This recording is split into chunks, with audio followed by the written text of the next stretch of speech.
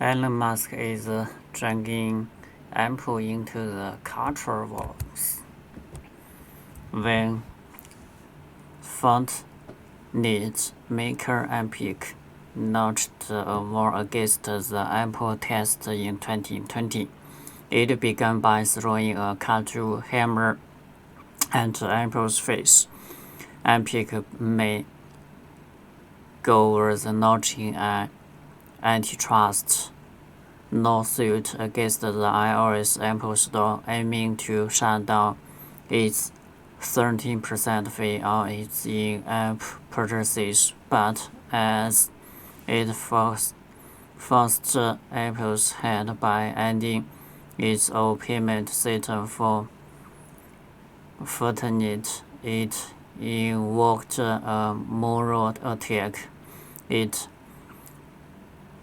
debuted a free Fortnite campaign that parodied Apple's famous 1984 ad and positioned the iPhone maker as a stodgy, overbearing monopolist, as IGN would later write in a play that weaponized Fortnite fans against Apple. Now, Elon Musk is throwing his own hammer at Apple, and its name is Ron DeSantis. Several years into a brazen fight over Apple's power in the app market, Musk is suddenly jumping into the ring. The newly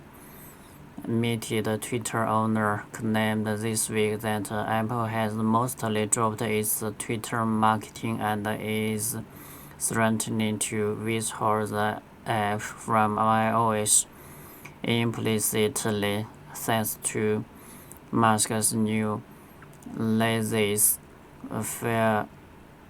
approach to moderate. Apple, for the record, has not confirmed it's doing this.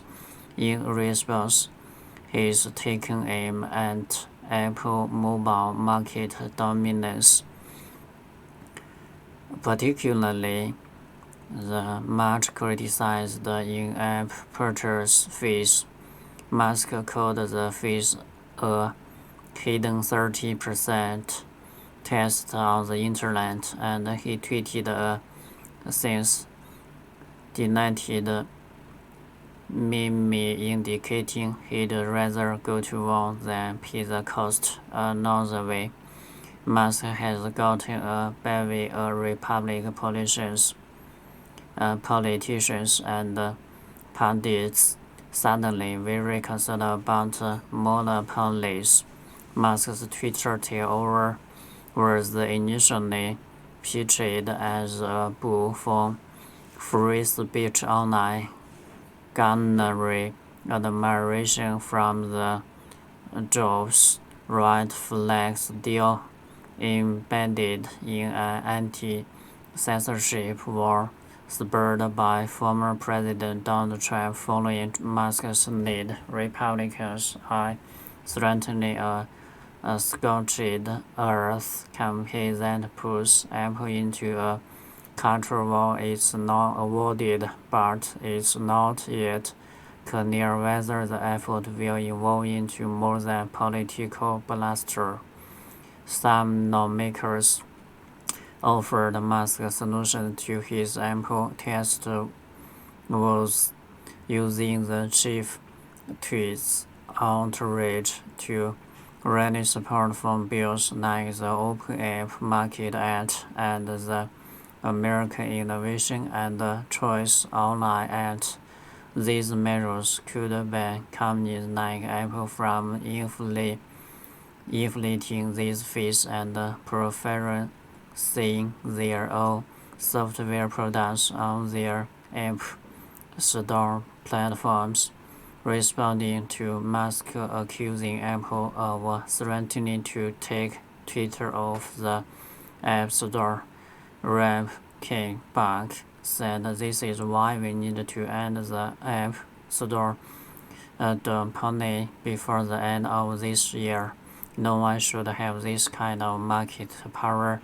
Conservative parties simply see treason, pointing to Apple's relationships with Beijing. On his show Tuesday night, Fox News host Tucker Carlson said Apple is in no sense American Apple's loyalty to the government of China, and the Florida Governor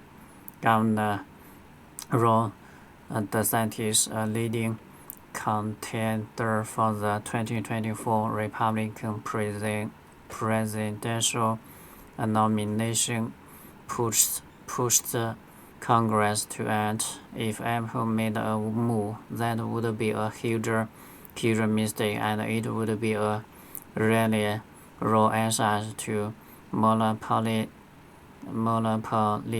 power that I think would merit a response from the United States Congress, he told reporters yesterday.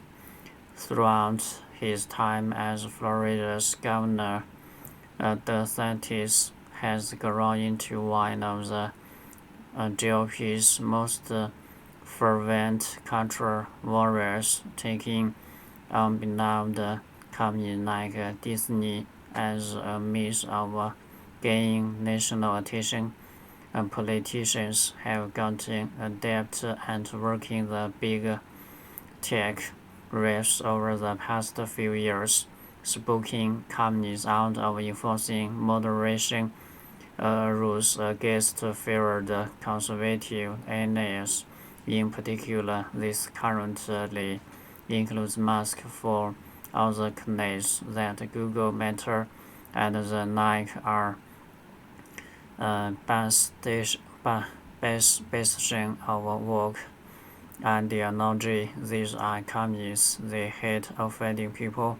They like making money, and if the options are getting a hold in front of Congress or giving Breitbart a fat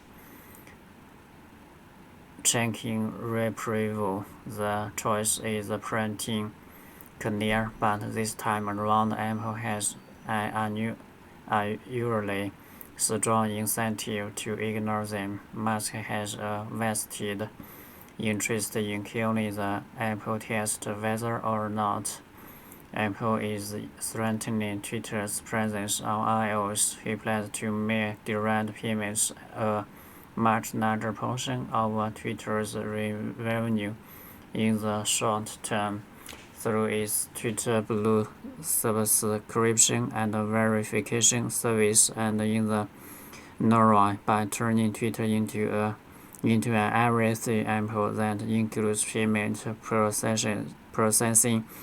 He recently delayed the relaunch of Twitter Blue and is apparently considering a version that doesn't allow sign-ups through iOS, invading Apple's face. But Apple has an arguably far greater interest in keeping the test alive. Apple is known as a hardware company, but for several years it's been shifting toward software services that includes its own subscription platform, music and video, but in-app purchase fees were a $19 billion market as last year. That nearly all of that money was concentrated on the most popular games and apps, a major social network that processed significant payment and subscription volumes would certainly fall into that category. Reducing Apple's market power and opening up the iPhone would almost certainly be good for consumers. The company's walled garden approach has stifled new markets like cloud games. It's the reason iMessage plays so horribly with Android. Apple's knockdown security offers real benefits for many users, but it means people can't enjoy the other features of iOS without dramatically restricting their app options. It is not, however, clear that Musk's error has much bite behind it, even if you agree with his principles. Apple has made concessions to developers over the years, allowing some apps to link to outside payment ports and offering special deals to Netflix. If it would keep offering in-app sign-ups on iOS, Netflix took its ball and went home anyway. It lowered its commission fees for small developers in 2020, a few months after Apple's lawsuit, but it's mostly stood its ground, and so far it mostly won its battles in the US. Musk spoke approvingly of Apple's lawsuit even before buying Twitter, and he retweeted Apple's 1984 parody ad on Monday, calling its depiction of Apple as a dystopian overload accurate, but Apple has largely failed to free Fortnite so far. Its lawsuit asked courts to declare the App Store an unlawful monopoly and allow app makers to offer their own payment methods and third-party stores on iOS. A district court judge rejected those requests, determining that Apple had reasonable cause to keep its ecosystem locked down. Judge Yovin handed Epic a meaningful but far more modest victory. Apple must allow all developers to link out to web portals for payments and tell users about the options to pay elsewhere. Apple tweaked its rules to make the latter easier, but it strongly resisted the former, arguing that it would fatally compromise the app security. Both companies have appealed their losses, and the case remains ongoing in a circuit court. Plenty of lawmakers were already worried about Apple's market power. Congressional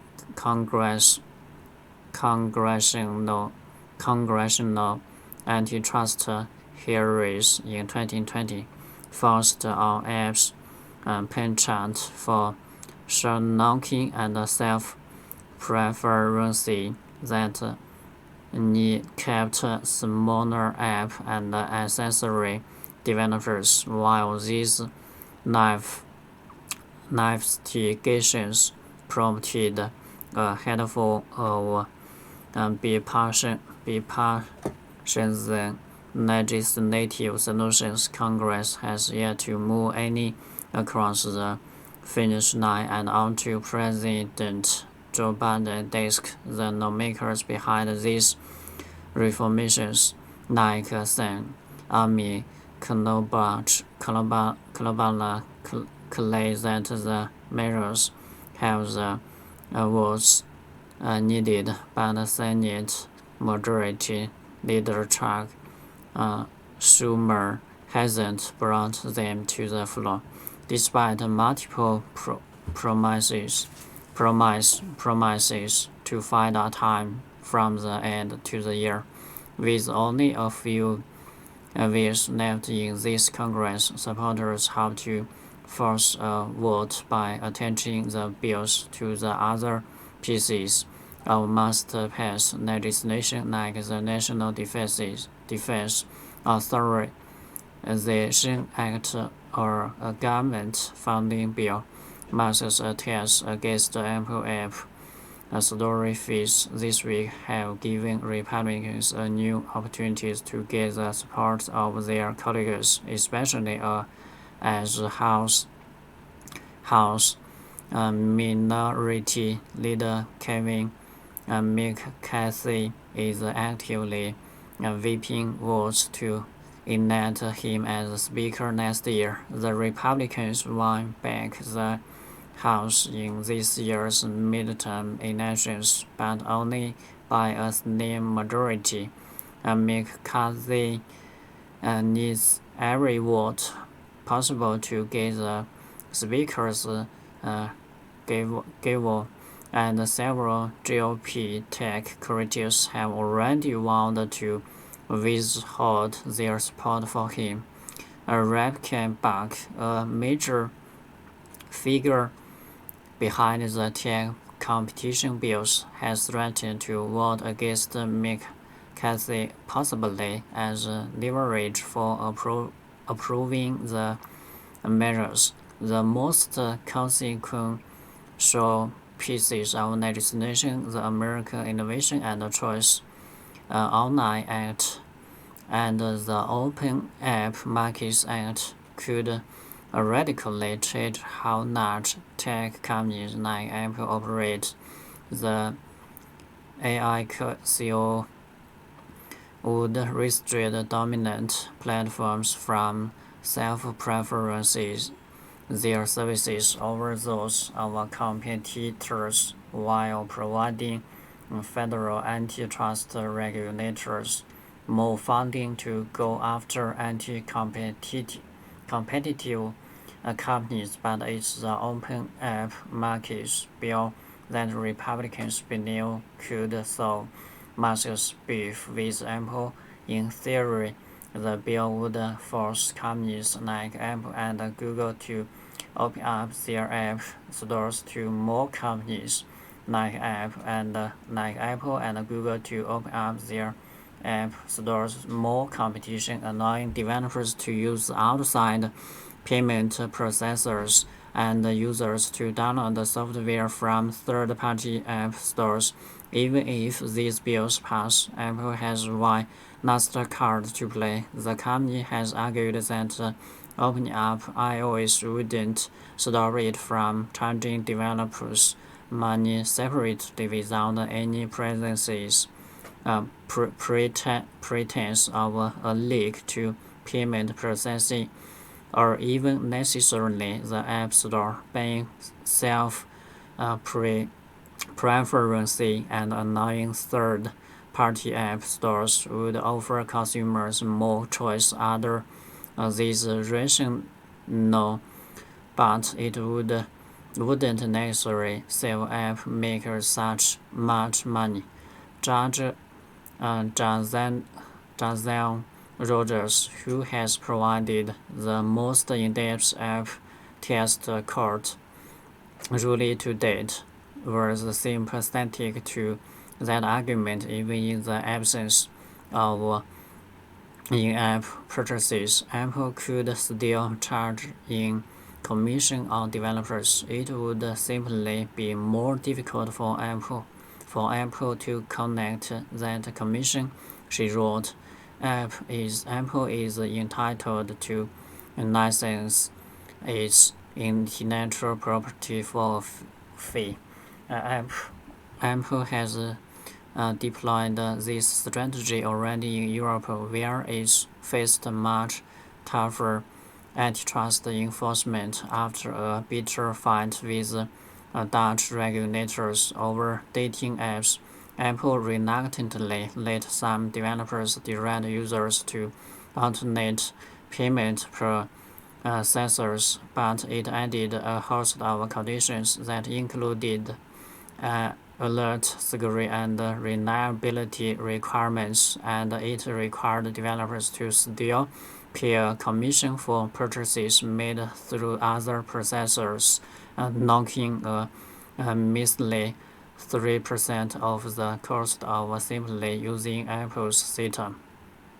If Apple pulled the same move in the US, Musk could try deliberately withholding his commission, but then app could simply kick Twitter off the App Store, or in the unlikely scenario, Apple is forced to announce side-loading, use iOS security options to quarantine it for reasons and have nothing to do with moderation. If Musk sues in retaliation, he will have to either hope judge reaches a different logical conclusion than John Sanders Rugers or seek out a court that's more motivated by scoring political points than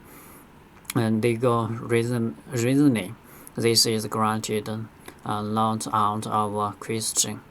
Musk has floated ideas that might completely bypass iOS, like launching is his own thing. This has excited some Republican partisans, but even if we assume Musk has a piece of hardware ready to drop, and he can succeed where Microsoft, Meta, Palm, BlackBerry, and numerous other companies have failed. Building a user base takes time that Twitter currently sucks in billions of dollars of debt is awfully short on. Many people celebrate deleting Twitter from their phones, not buying a device built around using it, and share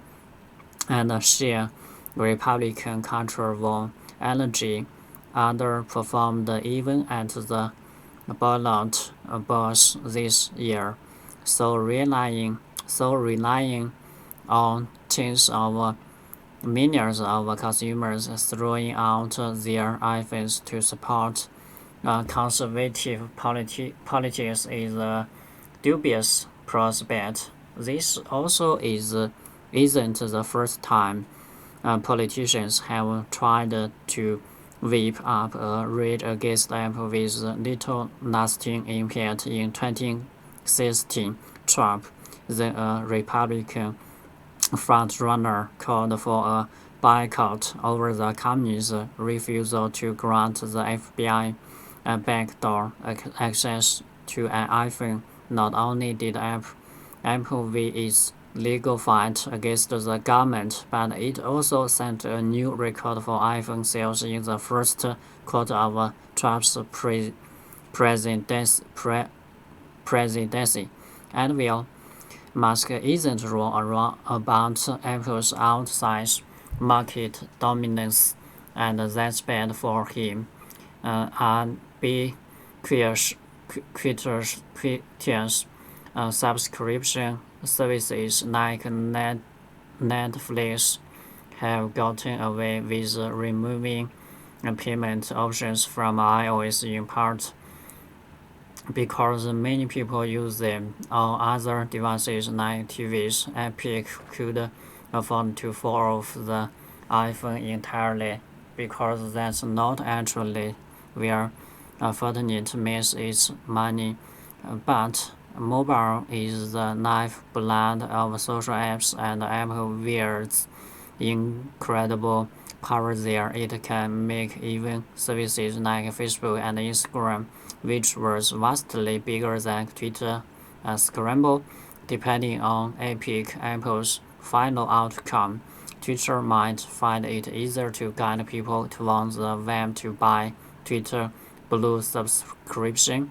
During last year's trial, though, Epic emphasized over and over that people don't like dipping outside apps to make payments. That would erode appetite for a service whose appeal to many users is already unclear. But while Apple seems like to refuse to grant Twitter any special treatment, Musk has successfully painted a target on its back with Republicans, scary for the 2024 election that could cause real headaches for Apple, even if it doesn't solve many problems for Musk.